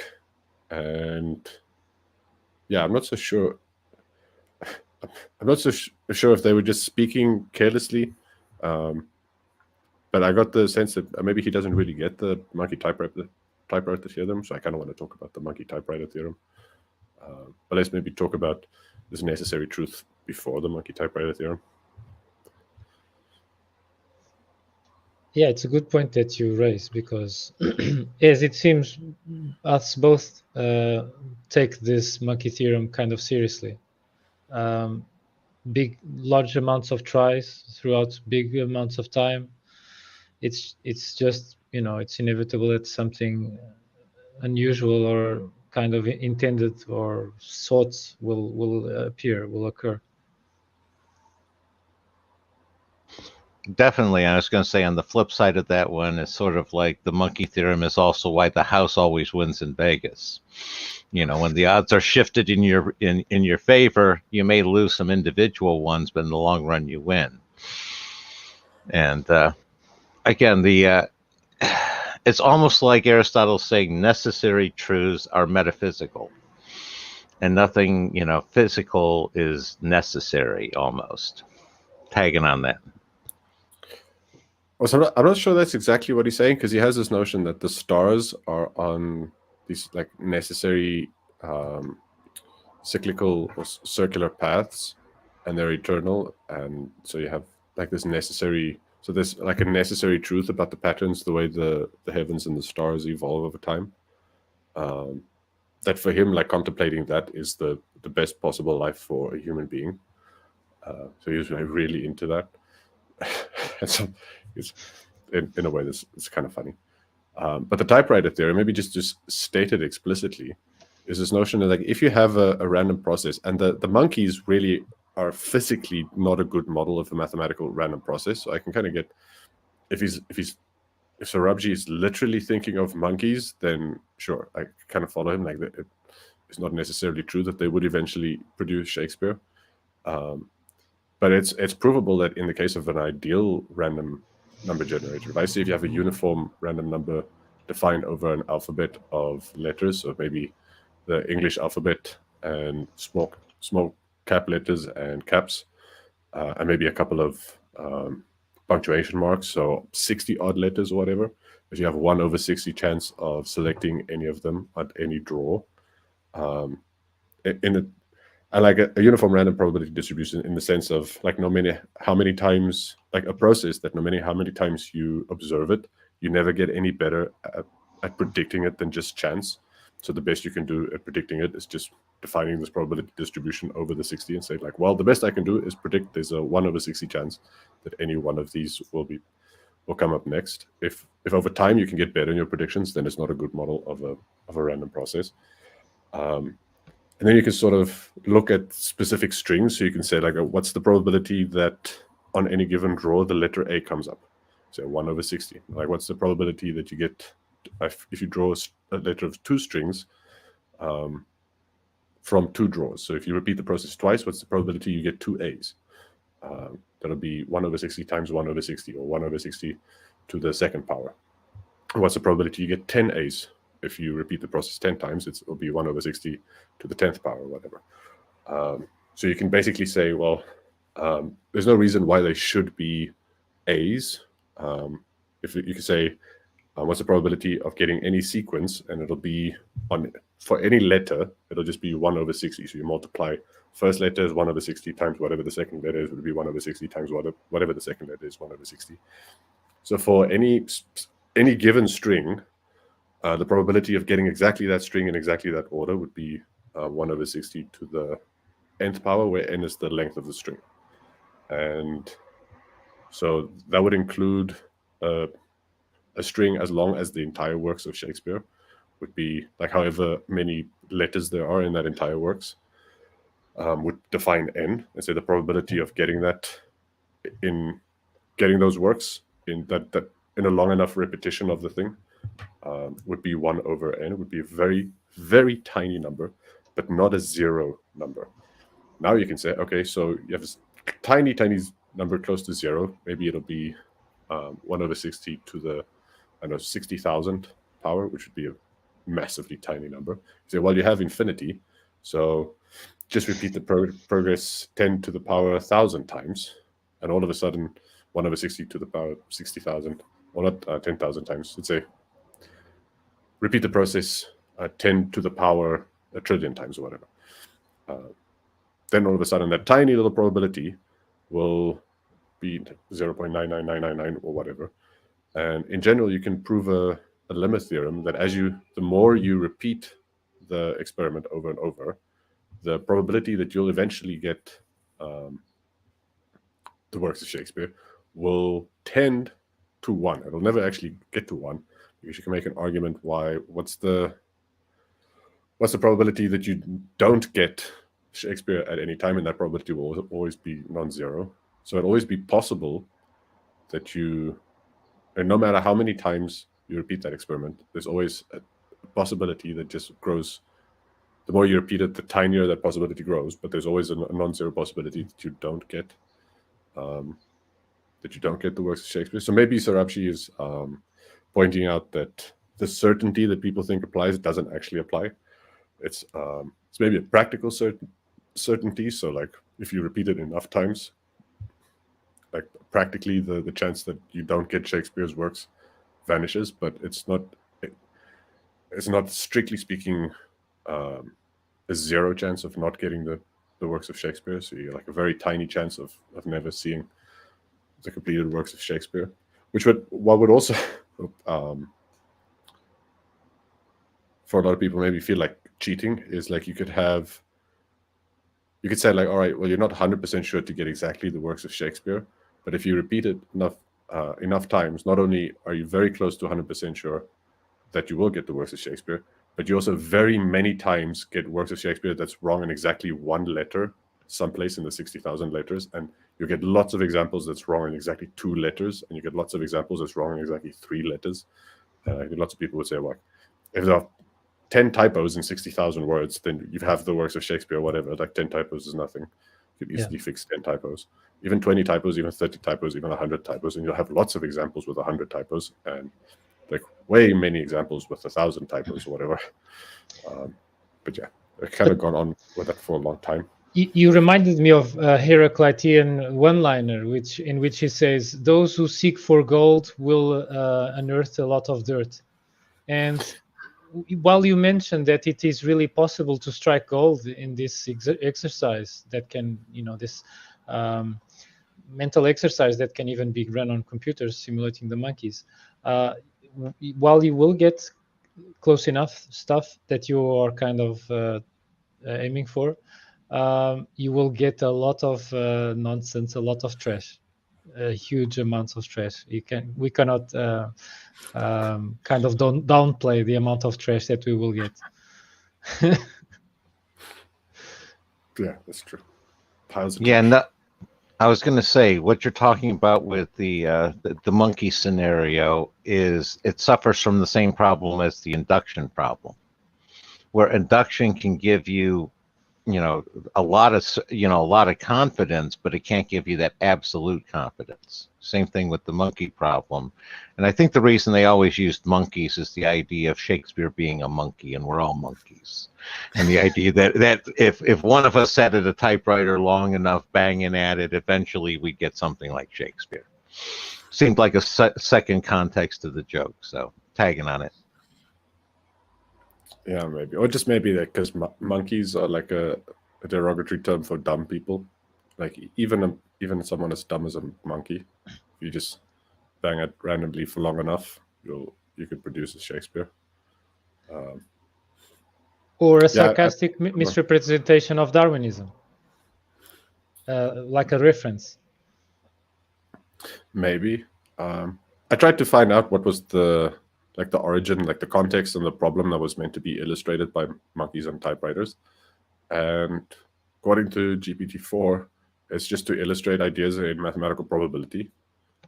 And I thought, well, maybe not the best way to illustrate the ideas in mathematical probability, because monkeys not great pseudo-random number generators. Like actual monkeys, not good for the job. Like if you go do an experiment and put monkeys on typewriters and you unleash machine learning on the sequences of text they produce, you will be able to predict like stuff. They will not produce random stuff at all. They'll be predictable in some sense. So they won't make for good random examples of random processes entirely. There'll be random processes in the sense that there'll be variation, so you won't necessarily be able to predict perfectly, but they won't be uniformly random. I should probably speak more specifically. Yeah, maybe they will tend to strike inner keys, then outer keys, or something like that. That will have to do with their own kind of innate behavior and stuff. So yeah, a crappy kind of thought experiment. Yeah, but even computers are not entirely perfect random number generators. I think the big thing is that it's technically, I think, impossible to get perfect random number generators. Yeah, I think all of the pseudo-random number generation algorithms do have a cycle limit. So if you repeat it too many times, it'll start cycling, like looping the same numbers again. And once you figured out the cycle, you could just do a lookup of the previous one and cycle and do perfect prediction. So yeah, they're good enough for practical purposes if you run small enough experiments. But yeah, like you wouldn't be able to use computers really in the infinite case either. So they'll eventually just repeat the same. So you'll have a finite random number, and they'll repeat. You can maybe so one of the ways that's worked around is to update a seed of the random number generation linked to internal clock of the machine. And so what you're doing is you're like restarting a new loop every time, and each of these loops have a very long cycle time, so you can get a bunch of samples from one loop and then move on to the next loop before you run into a cycle. Maybe that way avoid kind of cycles. And then map that onto the decimals of pi. Maybe, yeah. Use the decimals of pi instead of directly or something like that. Kind of have many layers of random stuff. Actually, sometimes if you add lots of layers of random stuff, you get less random behavior. So it can backfire. Like people have a very strong intuition. Like if you just if you put in series, if you link a system in series, like the outputs of one random process into the inputs of another random process, or pseudo-random processes. Yeah, you'll get more and more random behavior, but sometimes you get less and less random behavior. You get like more structure out of it that way. So one very famous example that's maybe more part of the reason why casinos always win is the law of large numbers. So if you the composition of a large number of random numbers, whatever the distribution is, tends to be a normal distribution in the limit as you add more random variables. But there are other examples too. I've seen some good illustrations of I think uniform random number generators just putting points in a circle like on polar coordinates, and then they get combined, and then you see like a nice little clumps of things clustering together in ways that if they were uniformly random, they shouldn't be clustering together like that. But yeah, I think it's related to the law of large numbers in the way that random variables combine to form more structure than is in their individual parts. Anyway, this is supposed to be a philosophy study group, not a mathematics study group. Yeah, and here I go. I'm going to dive I'm going to dive deeper into the math and then bring it back to physical. And that is, I noted back in the day that Stephen Wolfram was a big fan of, I forget what it was, which rule it was that he had there. But basically, it would cycle through each of its phase states once before starting to repeat. And he saw that as the seed for a good pseudo-random number generator. And what I learned back in the day is the only true random number generator is basically atomic decay, radioactive decay. Tagging. I'm looking up. I think it's Stephen Wolfram's Rule 34. That sounds right. Like I said, couldn't remember off the top of my head. On my job and I work in IT, we use GUIDs, which are globally unique identifiers that are alphanumeric. We use generators that, as we established, are pseudo-random by their limitations, their hardware limitations and software limitations.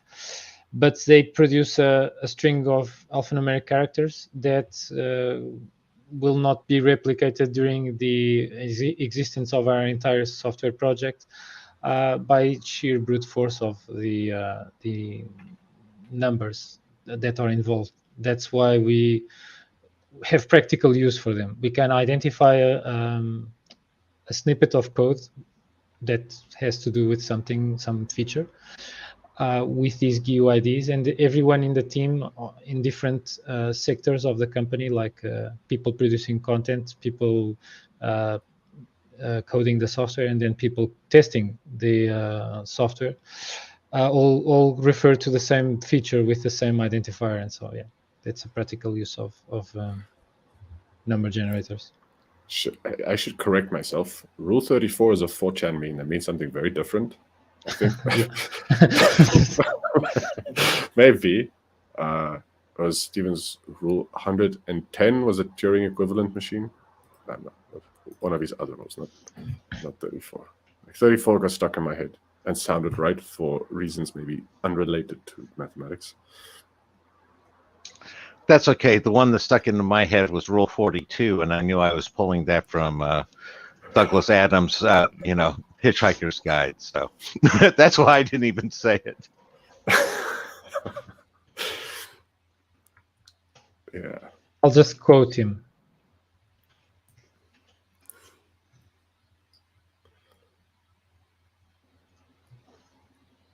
Yeah. Big friendly letters on the back of the cover. Don't panic. I think it's a conducive to good philosophy. Also, what remains is our third and last subject of today, Aristotle's psyche, or the anima in Latin, or on the soul, which we will see is not just on the soul as we understand it today. But first, we have a little historical tidbit here. Disappointed and frustrated, Aristotle leaves the academy for good after being rejected, as it said, for the second time. Pardon the typo. Probably some monkeyness was involved. Yeah, well, a guy being brilliant and learning for 20 years from Plato and being rejected not just once but twice, he really then became determined to create his own school, the Lyceum, with logic and protobiology and physics and whatever. Not like Bender of Futurama that said, I will build my own company with blackjack and hookers. So, well, it was different. It was much more sober. Yeah, and Aristotle on the soul. In Latin, the anima. Aristotelian pre-biology and psychology. So not just on the soul, but it is also a kind of a prelude to Aristotle's main works on biology. And a funny fact is, in ancient Greek, psyche or suke meant both soul or butterfly. So feel free, guys, to react or comment. Yeah, I like that. It's a nice picture, and also like oddly fitting. I think Aristotle made quite a lot of use of the notion of change and actuality and potentiality, especially potentiality, to define souls in. And yeah, butterflies have been for a long time symbols of change and potential, because it's the caterpillar that becomes butterfly. So it's a nice little association. With souls, Tsuke means both soul and butterfly, and yeah. I got nothing here. We can go on. Okay, so what follows is hard questions, the questions related to the soul.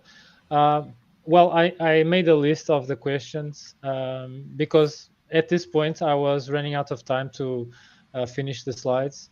And questions are always conducive to philosophy, so questions without so much of visual aids. But anyway, Peter Adamson, in his related episode, said that Aristotle looked at Endoxa, and from the Endoxa he derived a kind of a checklist of questions that need to be answered for anyone wanting to study what was the Greek concept of soul.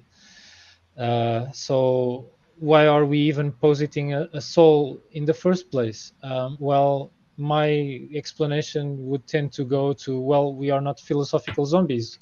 There is something about us that we have kind of a unique viewpoint of the universe. So I can see the universe or perceive the universe in a certain way, in a certain angle that is different from you, Nerdalem, and you, Graham. So at least there's an aspect of soul that possibly has connection to consciousness if we are using the Greek word soul in the correct way. And then, then there is the question of how the soul relates to the body. And there were, in a nutshell, two big divides here on this question. There were the kind of idealists like Platonists, Pythagoreans, that posited that the soul is very distinct and immaterial from the physical body, and was also, besides that, also probably immortal.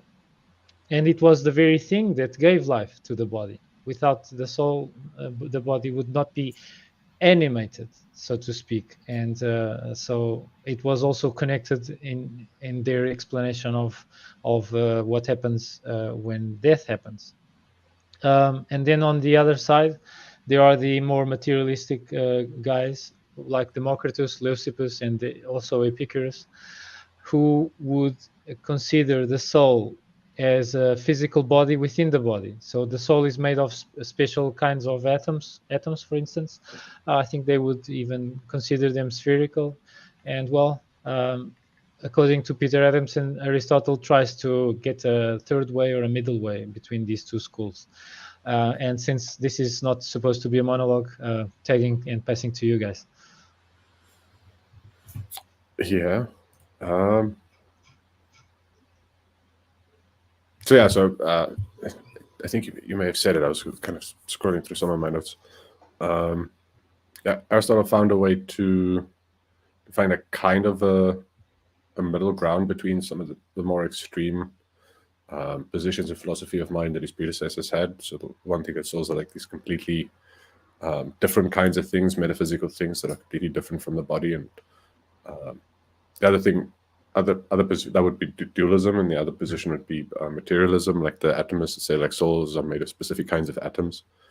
And in both cases, it becomes troublesome to try to explain how this soul relates to the body. And I think Aristotle essentially resolves that problem by kind of defining souls as potentialities of living bodies, and defining souls in terms of the capacities, abilities for living bodies to do things. And then he sort of categorizes in a taxonomy of different kinds of capacities and potentials that different kinds of living things have. And so it becomes quite clear that he's using soul in a way that's quite different from how we would use mind. So he includes the kinds of capacities that souls give to living things, like nutrition.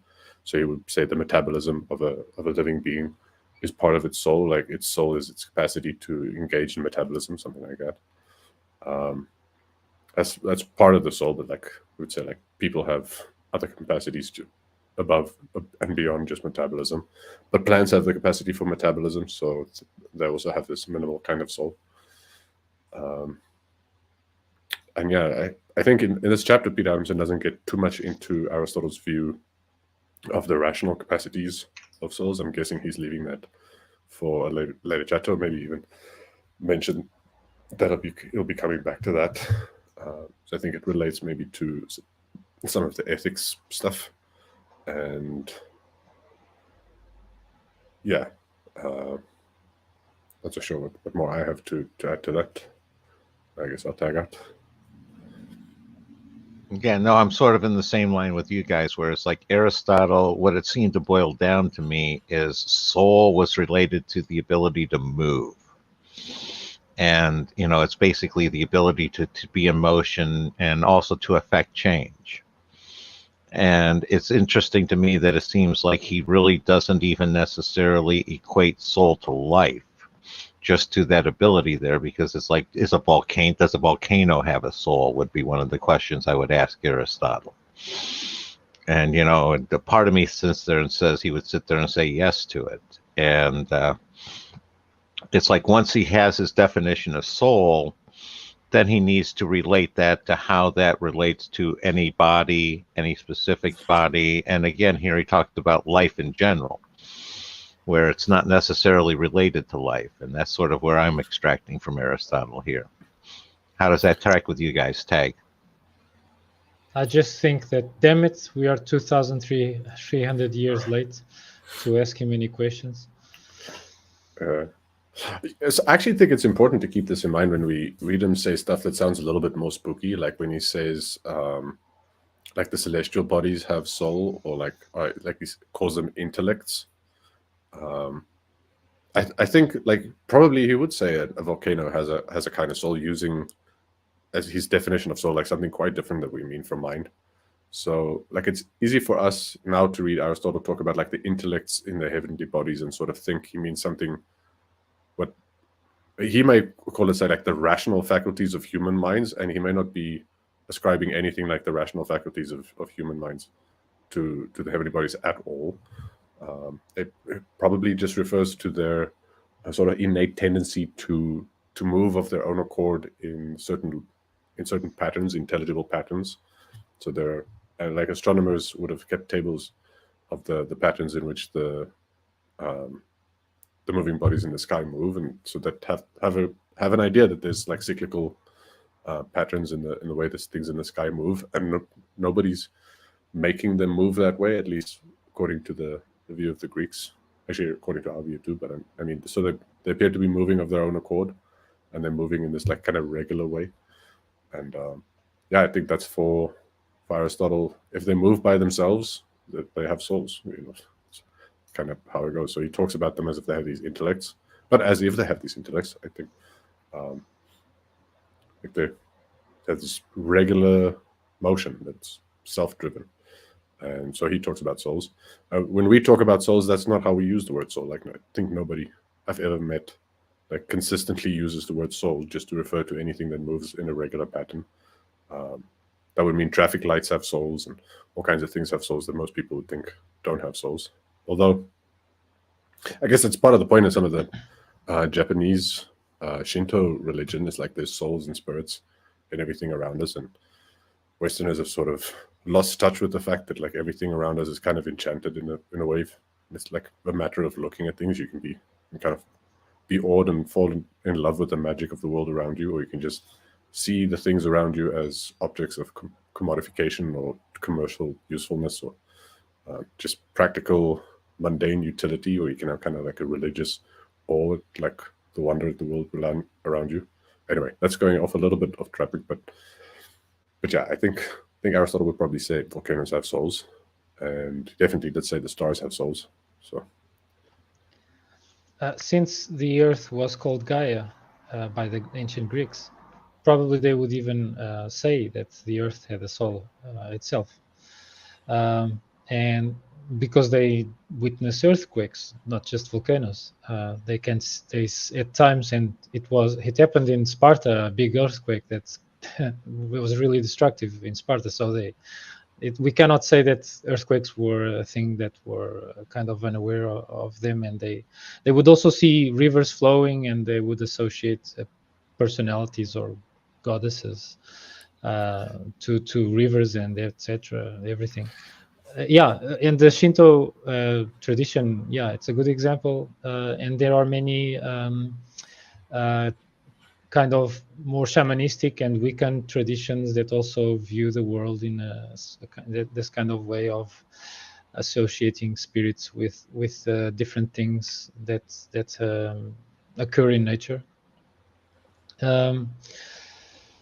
If I would say what I think, what I would use the word soul for, after looking at the Greco-Roman, Sufi, Chinese, ancient Chinese, and Japanese traditions, I would use the word soul for human beings by using it to describe our essential personality, or the essential parts of our personality that are less or not at all subject to change as the soul, while the stuff that is pliable and malleable, that can easily change, that is out of the bounds of the soul.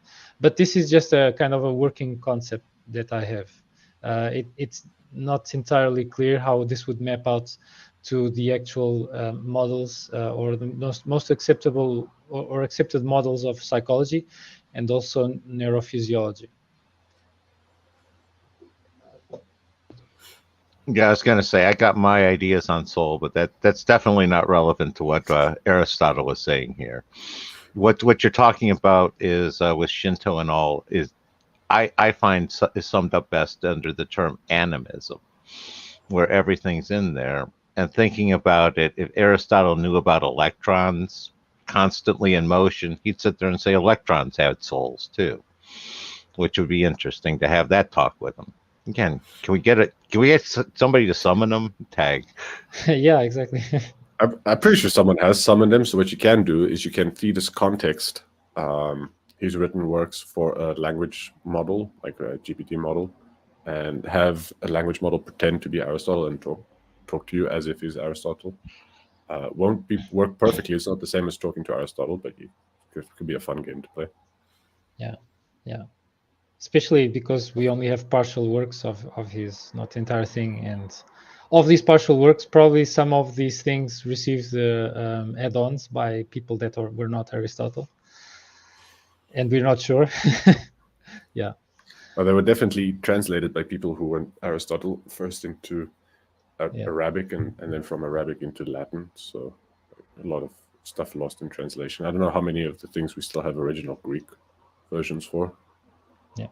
Yeah, like legit first texts that were even from school. Even the legit first texts get rewritten. So like this scribe errors that before they get translation errors. So yeah, anyway. And then you get some of the interesting, they find works and they attribute it to Aristotle. I remember one of them that tripped up Maimonides, where he was very much Aristotelian, but part of what he was doing, including in his Aristotelian references, was a work that was basically somebody who was adopting Platonism. So it's like he basically embedded some Platonism into his Aristotelianism. So kind of tagging on that. Yeah, it must have been a real trip, because like in some ways, some of Aristotle's more difficult thoughts on the nature of form in the metaphysics are like a little closer to Plato than some of these remarks about it in the categories. But yeah, so trying to parse out, like, wait, are you with Plato or are you against Plato? Like, what's happening here, Mr. Aristotle? What's going on would have been a challenging thing to figure out if you had a false attribution to Aristotle by a Platonist. Yeah. Also, here is a summary. As you've mentioned, as we've already previously mentioned, humans, animals, and plants have souls, though Aristotle considers them to vary in complexity from humans, animals to plants, lowering their complexity. souls all have will have commonalities by being souls, but they will differ. And I think this is one of the main points from Aristotle, is that souls are very associated with ability, with the abilities they confer to living beings. And the two things that souls confer to them are motion or change and perception. The Greek words for kinesis and aesthesis. Yeah, I think you nailed it. Yeah. but like nutrition should also be on there. Yeah. Nutrition. Well, I think it is part of change, but I also mentioned it here.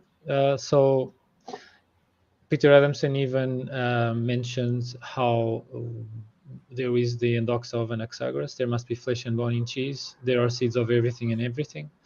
While Aristotle goes, cheese is potentially flesh and bone. Food nourishes us not because it is simply like us or unlike us, but because it is potentially what our bodies are actually made of.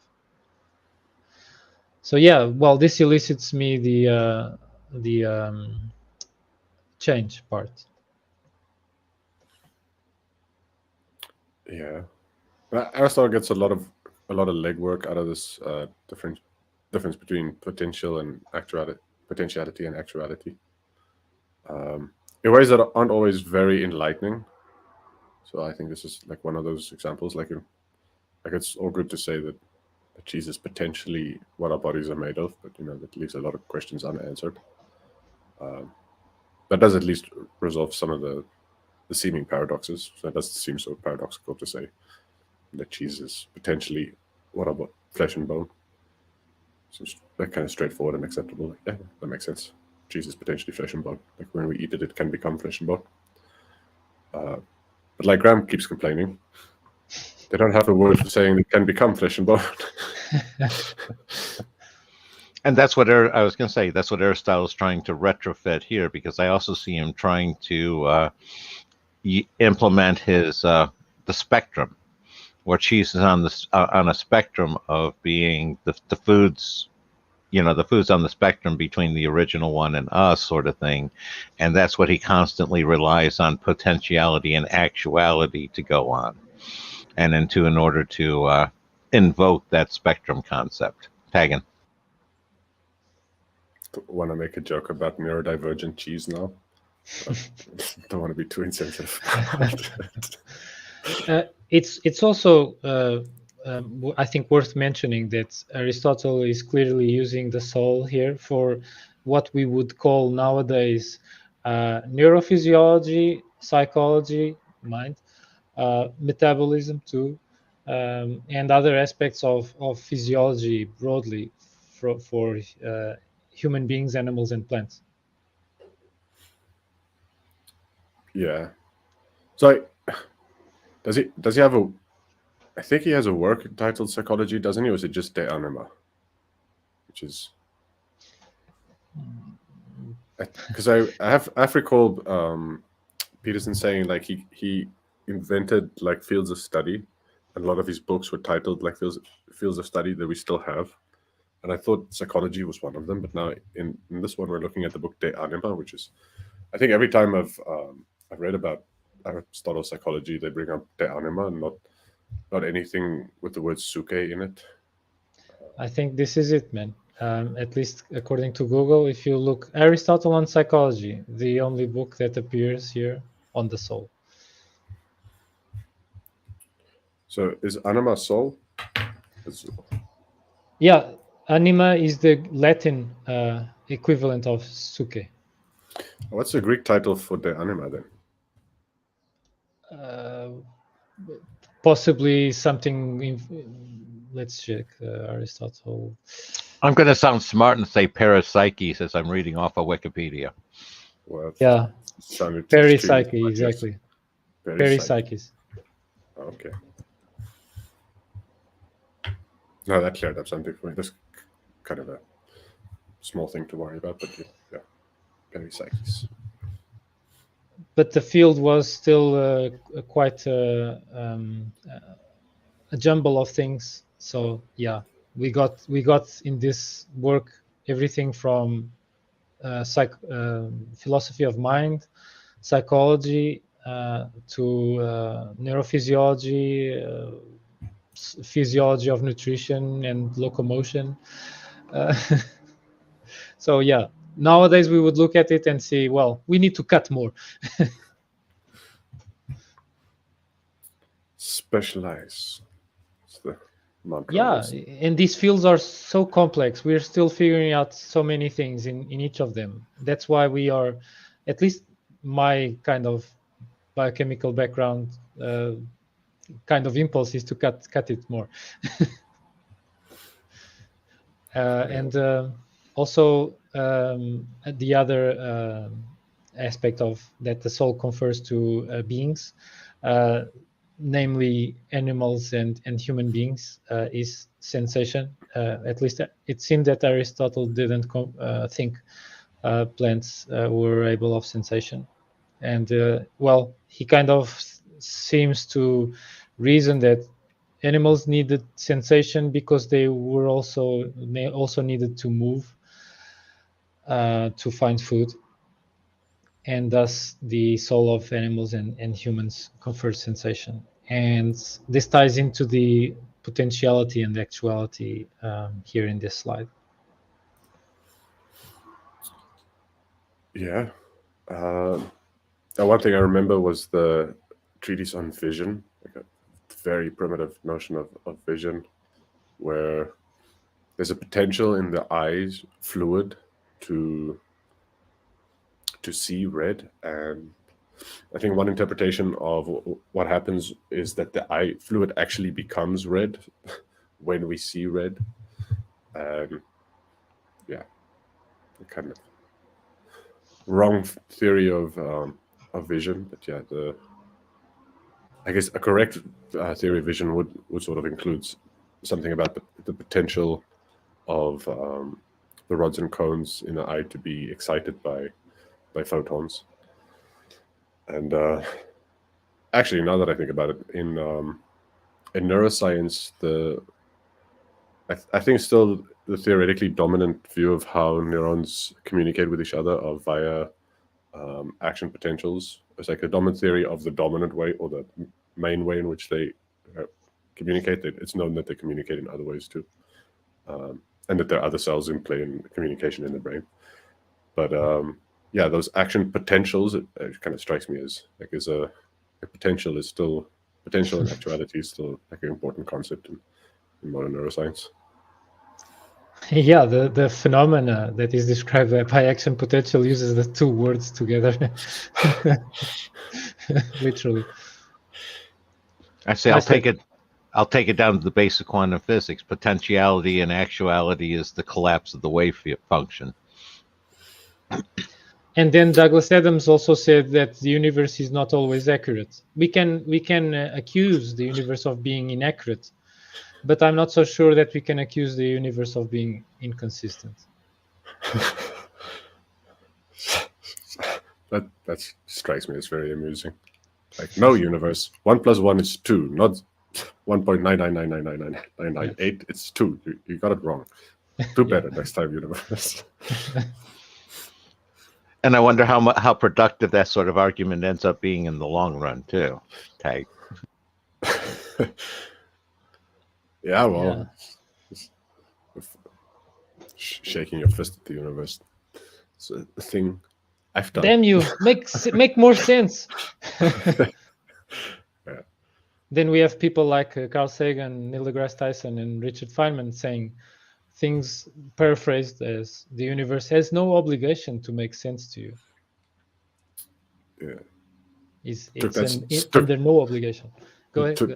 Took that straight from the book of Job, huh? Like, who are you to complain to the universe? Yeah.